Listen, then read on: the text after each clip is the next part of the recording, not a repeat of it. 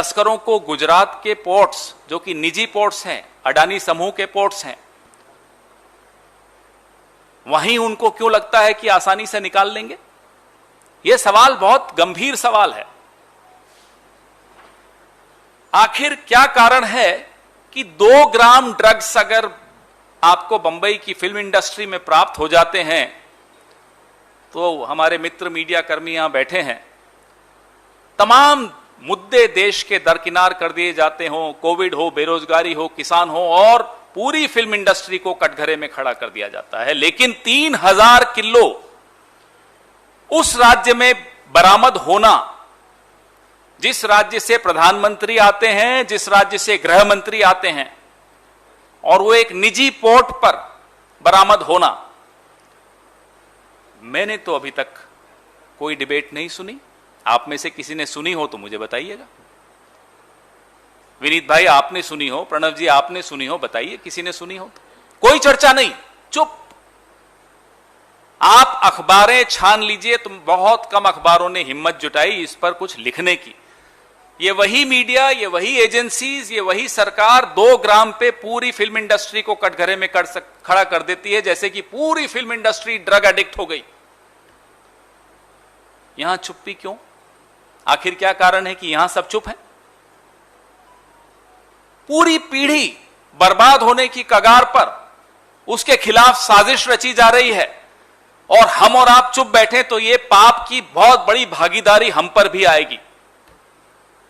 सरकार के बारे में तो आपसे हम बात कर ही रहे हैं।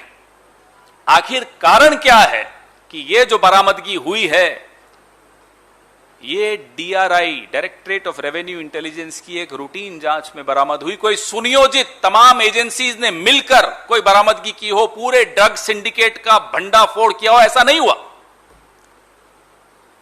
ये एक रूटीन जांच में बरामद हो जाए तो आप सोचिए क्या यह संभव है या नहीं। आप मुझे बताइए कि 10 में से 1 पकड़वा दिया, 9 चले गए। साथियों नमस्कार, मैं रतनपाल भारती और आप देख रहे हैं सलाम अम्बेडकर।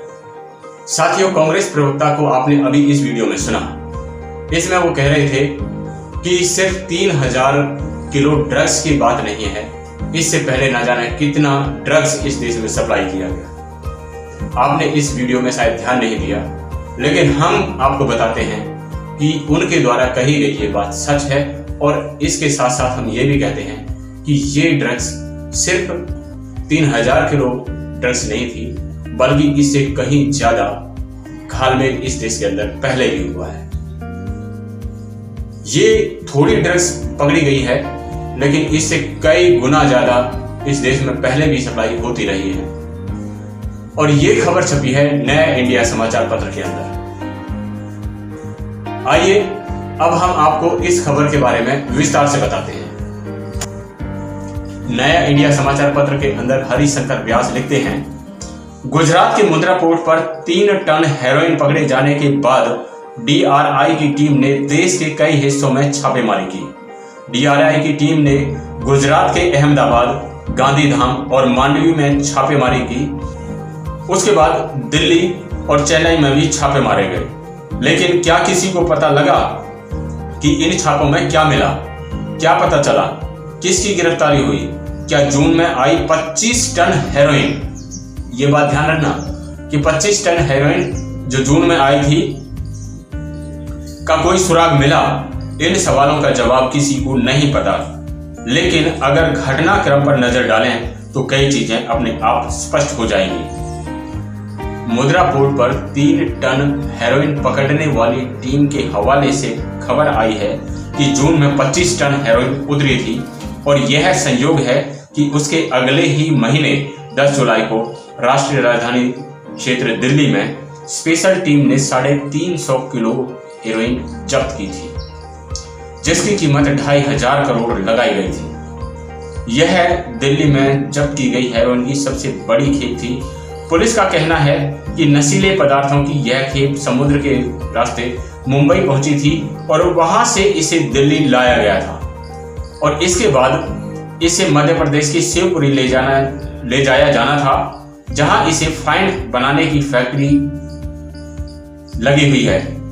वहां से इसे पंजाब भेजा जाना था, पुलिस ने इस सिलसिले में एक अफगानी नागरिक को गिरफ्तार किया है, 2 लोग फरीदाबाद से गिरफ्तार किए तथा एक कश्मीर में रहने वाले व्यक्ति को भी गिरफ्तार किया गया। इससे पहले दिल्ली पुलिस ने मई के महीने में 125 किलो हेरोइन जब्त की थी, जिस मामले में 2 अफगानी नागरिकों को गिरफ्तार किया गया था। और अगस्त महीने में दिल्ली पुलिस ने ही 48 लाख रुपए की हेरोइन जब्त की थी। सोचें, समुद्र के रास्ते हेरोइन मुंबई पहुंची, मुंबई से उसे दिल्ली लाया गया, दिल्ली से इसे मध्य प्रदेश जाना था और वहां से बिक्री के लिए पंजाब भेजा जाना था। इस रैकेट में मुंबई से लेकर कश्मीर, दिल्ली, हरियाणा, मध्य प्रदेश और पंजाब के लोग भी शामिल हैं। पुलिस का कहना है कि पाकिस्तान और अफगानिस्तान दोनों देशों से इसके तार जुड़े हुए हैं। पुलिस इस मामले की जांच नार्को टेररिज्म के पहलू से भी कर रही है। सवाल है कि इस जांच में क्या हासिल हो रहा है और क्या पुलिस इस पूरे खेल में शामिल असली लोगों तक पहुंच पा रही है। देश के दूसरे सबसे बड़े उद्योगपति गौतम अडानी के स्वामित्व वाले मुंद्रा पोर्ट पर 3000 किलो हेरोइन पकड़ा जाना भी महज एक संयोग रहा, अन्यथा यह भी जून के महीने की 25 टन हेरोइन की तरह चुपचाप निकल ही जाता। असल में 15 सितंबर को कोस्ट गार्ड्स ने गुजरात के समुद्र के तट के आसपास ईरान की एक नौका देखी और गुजरात के आतंक विरोधी दस्ते के साथ मिलकर उस नौका को रोका और तलाशी ली। उसमें 30 किलो हेरोइन मिली, जिसकी कीमत 150 करोड़ रुपए है। इस मामले में 7 लोग गिरफ्तार किए गए। इतनी बड़ी बरामदगी से उत्साहित एजेंसियों ने उसी दिन मीडिया को बता दिया कि उसे कितनी बड़ी कामयाबी मिली है। पकड़े गए लोगों से पूछताछ में पता चला कि पकड़ा गया माल कुल खेप का 1% है और 30,000 किलो माल कंटेनर में है, जो कंटेनर मुंद्रा पोर्ट पर खड़ा है। इसके बाद एजेंसियों की मजबूरी हो गई कि वह मुंद्रा पोर्ट का नाम लें और बताएं कि वहां से क्या बरामद हुआ। अगर संयोग से समुद्र तट में नौका ना पकड़ी गई होती या पकड़े जाने के समय ही पता लग जाता कि असली माल कहां है, तो क्या पता किसी को कुछ पता चलता भी या नहीं। तर्क के लिए कहा जा सकता है कि अगर बंदरगाह पर नशीली दवा पकड़ी गई है तो इसमें बंदरगाह की स्वामित्व वाली कंपनी का क्या कसूर है या इसमें उसकी क्या भूमिका है। सोशल मीडिया में यह भी बहस है कि अगर यह अडानी का खेल होता तो क्या एजेंसियों की हिम्मत होती इसे पकड़ने की। लेकिन सवाल है कि 3 टन हेरोइन पकड़ी गई तो उससे पहले 25 टन हेरोइन भी तो नहीं पकड़ी गई थी। ऐसी किसी बहस में उलझने की बजाय इस मामले को गंभीरता से समझने की आवश्यकता है। यह समझना जरूरी है कि यह कोई विजयवाड़ा का आरसी ट्रेडिंग वाला काम नहीं है, बल्कि कोई बड़ा ड्रग कार्टेल इस काम को कर रहा है।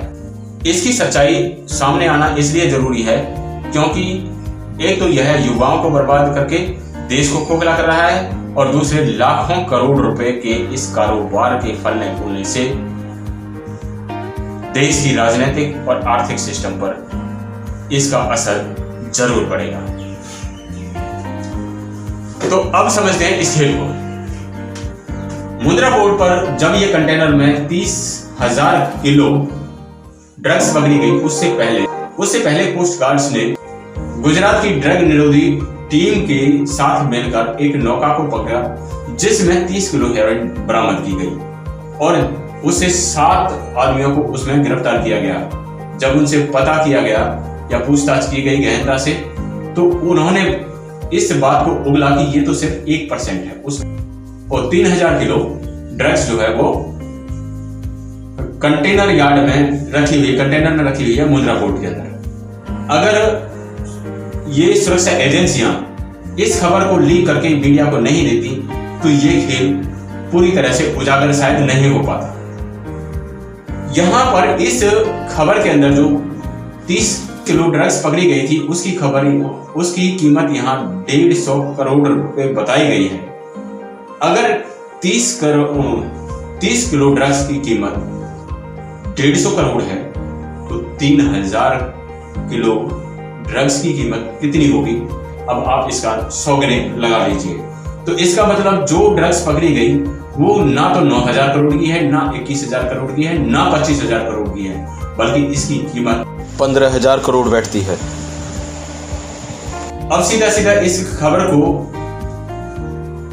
आप समझ लीजिए कि ये साजिश कितनी बड़ी है। इस देश के युवाओं को बर्बाद करके, इस देश की राजनीतिक सत्ता को बर्बाद करके, इस देश के आर्थिक सिस्टम को पूरी तरह से ध्वस्त करने का सिस्टम है ये। आप लोगों को इस खबर में पता लग ही गया होगा कि एक बहुत बड़े रैकेट के हिसाब से, बहुत बड़ी प्लानिंग के हिसाब से ये ड्रग्स आती जाती रही है।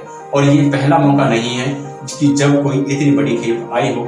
इससे पहले भी जून के महीने में 25,000 किलो ड्रग्स को सप्लाई इंडिया में किया जा चुका है और वो कहां गई इसका किसी को कोई अंदाजा तक भी नहीं है। इस खबर के अंदर ये भी दिया हुआ है ये किसी छोटे मोटे व्यापारी का काम नहीं है, ये किसी बड़े ड्रग माफिया का काम है।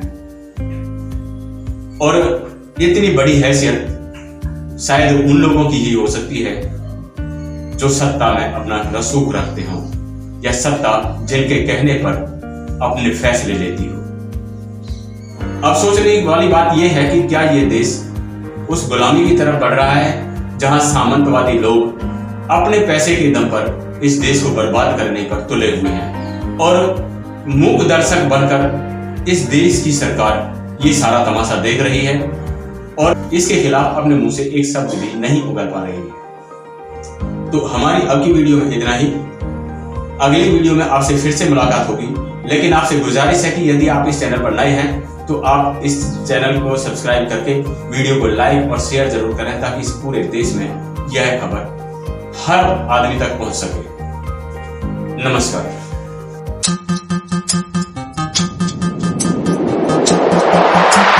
Thank you.